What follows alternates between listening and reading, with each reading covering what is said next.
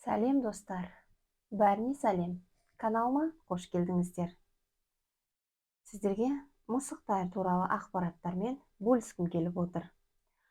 Мысықтар ең сүйікті және танымал үй жануарларының бірі болып саналады. Сондықтан көптеген адамдар мысықтар туралы қызықты фактілерді білгісі келеді. Бұл үй жануарларына күтім жасау оңай. Орташа ақылды және өте мейірімді, миллиондаған адамдардың тарапынан жақсы күтімге лайық. Ең алдымен Хими есімді мысықтың Гиннестер рекордтар кітабына енген ең ауыр үй мысығы ретінде танылады. Оның жалпы салмағы 21 келі болды. Шотландияда өмірінде 30 000 тышқан ұстаған мысыққа ескерткіш орнатылған. Мультфильмдегі алғашқы мысық 1919 жылы Феликс атты мысық болды.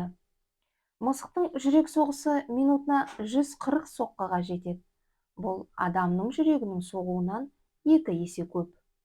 Үйінде мысығы бар адамдар инсульт немесе инфаркт қаупін 30%-ға азайтады. Иттер мысықтардан ақылды деп саналғанымен, мысықтар күрделі мәселелерді шеше алады. Мысықтар иелерінің дауысын тани алады екен.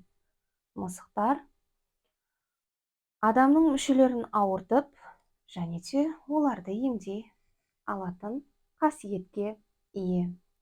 Сонымен қатар, мысық иесіне өлі құсты немесе тышқанды әкелсе, бұл оның аң аулауға үйреткенін білдіргені болып саналады екен.